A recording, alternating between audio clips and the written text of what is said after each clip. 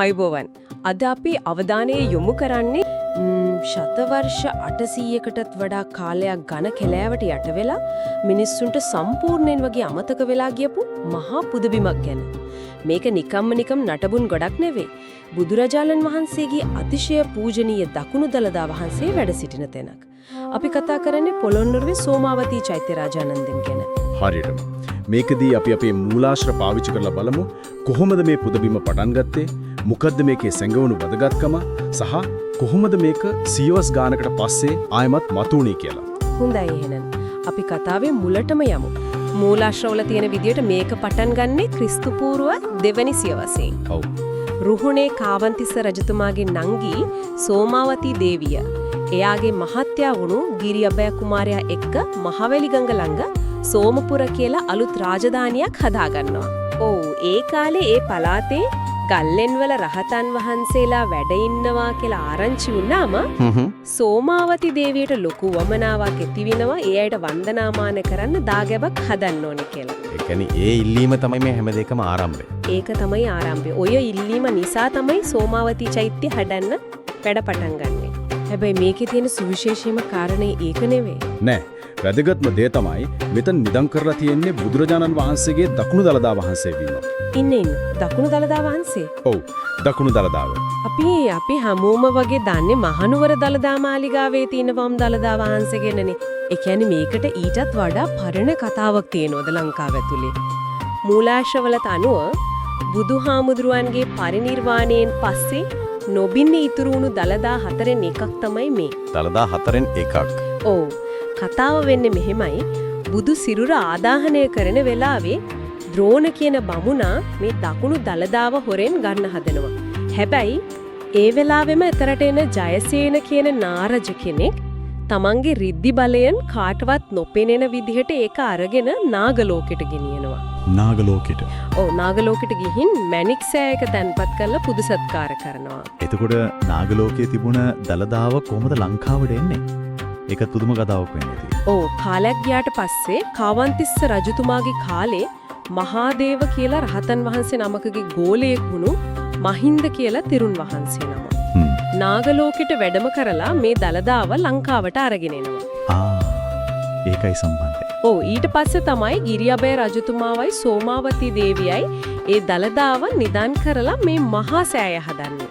ඉතින් පැහැදිලිවම මහනුවර තියෙන වෙනත් දළදා වහන්සේ නම. හරියටම හරි මහනුවර තියෙන හේමමාලා කුමරියයි දන්තු කුමාරයයි අරගෙන ආපු යටි වම් දළදාව. ඒ අනුව සෝමාවතියේ තියෙන දකුණු දළදාව ඊට ගොඩක් කාලයකට කලින් ලංකාවට වැඩම කරාපු එකක්. එහෙම අතිවිශාල වචනාකමක් තියෙන ධාතුන් වහන්සේ නමක් තැන්පත් කරපු තැනක් කොහොමද සම්පූර්ණයෙන්ම අමතක වෙලා යන්නේ? ඒක හිතාගන්න තමාරුයි. ප්‍රධානම හේතුව තමයි පොළොන්නරු රාජධානියේ බිඳ වැටීම 12 වන සියවසෙන් පස්සේ. විශේෂයෙන් 12 වෙනි සියවසේ නිශංකමල්ල රජතුමාගෙන් පස්සේ එන කාලිංගමාග වගේ ආක්‍රමණත් එක්ක මේ මුළු ප්‍රදේශයම, ඒ කියන්නේ රජරට ශිෂ්ටාචාරය හදවත සම්පූර්ණයෙන්ම අත්හැරලා දානවා. මිනිසුන් නිරිත දිගට සංක්‍රමණය වෙනවා. මුළු ප්‍රදේශයම ක්‍රමෙන් ජනශූන්‍ය වෙනවා. ඊට පස්සේ සම්පූර්ණයෙන්ම ඝන කැලෑවෙන් වැහිලා යනවා. ඒ වගේම මේක පිහිටලා තියෙන ටිකක් දුරින් නේද? ඔව්.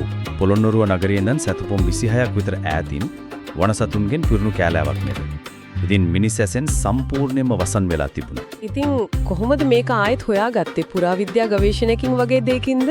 නෑ, ඒක තමයි මේ කතාවේ තියෙන ආශ්චර්යමත්ම කොටස.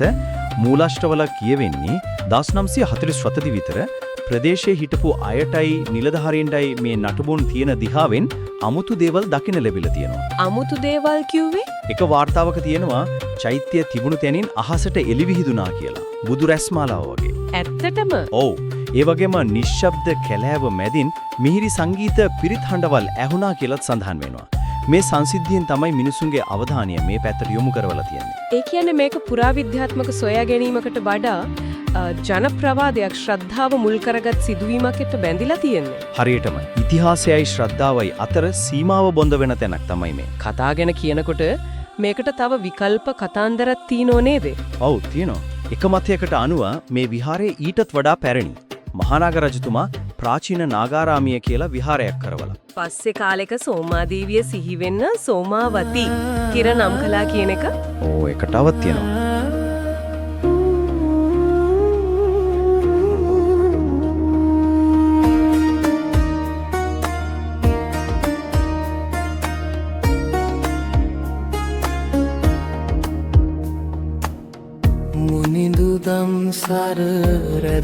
සංගවර දකුණු දළදා වහන්සේ තිදස පුරවර සෑය සිළුමින සේම එලි පැරුවන්සේ සාදු සාදු වඳිමු සෝමාවති මහසෑ වහන්සේ වඳිමු මහසෑ වහන්සේ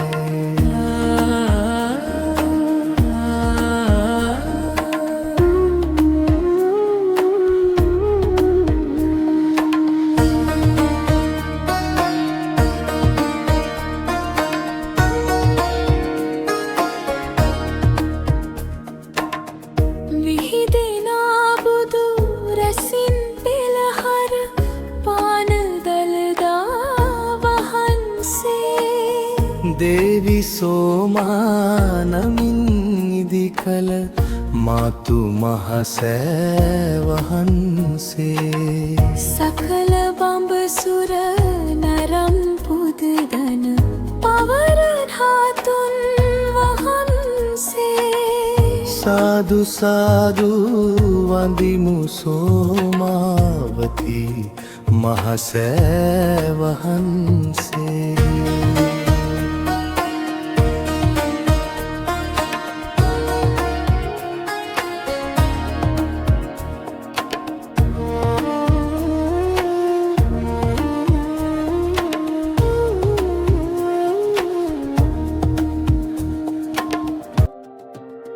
අපේ ඉතිහාසයේ ප්‍රධානම වීර චරිතයක් එක්ක මේ සානය සම්බන්ධ වෙන කතාවකුත් මූලාශ්‍රවල තියෙනවා. ඒ තමයි දුටුගැමුණු රජතුමා. ඒක විතාම සිත්ගන්නාසුළු සම්බන්ධයක්. ඒ කතාවට අනුව තරුණ දුටුගැමුණු කුමාරයව එලාරගෙන ආරක්ෂා කරගන්න කාවන්තිස්ස රජතුමා මෙහෙට එවනවා එතුමාගේ නැගණිය සෝමාදේවිය ළඟට. එතෙන්දි තමයි ස්වර්ණමාලී කුමරියව මුණ ගැහෙන්නේ. හරියටම සෝමාදේවියගේ දියණිය ස්වර්ණමාලී කුමරිය දුටුගැමුණු කුමාරයා එයාත් එක්ක විවාහ වෙනවා.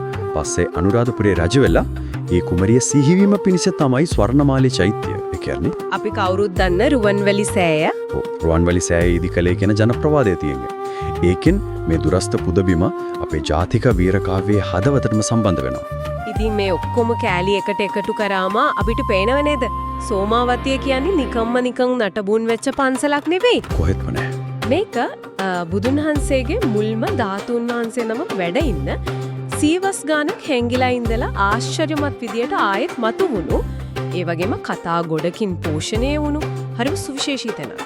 ඒ වගේම මේකේ අනන්‍යතාවය ගැන තවත් පුදුම සහගත කරුණක් මූලාශ්‍රයේ තියෙනවා. ඓතිහාසිකව සෝමාවතී තිබිලා තියෙන රුහුණු රටේ. ඒ කියන්නේ මහවැලි ගඟට නැගෙනහිර. ඔව්. ඒත් අද අපි එතනට යද්දී ඒක තියෙන්නේ රජ රට. ගඟට බටහිරින්. මේක කොහොමද වෙන්නේ? ඒකට හේතුව අවුරුදු දහස් ගානක් තිස්සේ මහවැලි ගඟ තමන්ගේ ගමන් මාර්ගය වෙනස් කරපු එක. ගංග ගමන් මඟ වෙනස් කරලා. ඔව්. ගං වතුර කාලගුණික වෙනස් වීම වගේ ස්වභාවික හේතු නිසා ගඟේ ගමන් මාර්ගය සම්පූර්ණයෙන්ම වෙනස් වෙලා. අද අපි චෛත්‍යයට යන්න පාවිච්චි කරන පාර ඔව්. ඇත්තටම වැටිලා තියෙන්නේ පරණ ගම් පතුල දිගේ කියලා තමයි පුරාවිද්‍යාඥයෝ කියන්නේ. ඒක ඇත්තටම පුදුමයි. ඒ කියන්නේ රාජධානි දෙකක් වෙන් කරපු රාජරටයි රුහුණයි කියලා සීමා නිර්ණය කරපු ඒ භූගෝලීය සීමාවම తాවකාලික එකක්. ඉතින් බුදුරජාණන් වහන්සේගේ දකුණු දළදාම දරාගෙන ඉන්නවා කියලා විශ්වාස කරන අවුරුදු 800ක් කැලෑවේ හැංගිලා ඉඳලා අద్భుත විදියට ආයෙත් මතු වුණු එකිනෙකට පරස්පර ඉතිහාස කතා ගොඩකට උරුමකම් කියන ගඟක් පවා තමන්ගේ ගමන් මඟ වෙනස් කරවපු සුවිශේෂී තැනක් තමයි සෝමාවතිය කියන්නේ. ඉතිහාසය කියන්නේ එකම සරල රේඛාවක් නෙවෙයි. ඔව් ඒක හරියට සෝමාවතී චෛත්‍ය වගේමයි. එකක් උඩ එකක් ගොඩ නැගුණු සමහර ස්තර නැති වෙලා ගිහින් ආයෙත් හොයාගත්ත කතා ගොඩක්. ඉතින් මට හිතනවා මූලාශ්‍රවල තියෙන විදිහට ලංකාවේ අනිත් ප්‍රධාන ධාතුන් වහන්සේලා වැඩ ඉන්න තූපාරාමය, සේරුවිල, මහියංගනය වගේ තැන්වල අපි තාම නොදන්න තවත් කොච්චර කතා හැංගිලත්ද?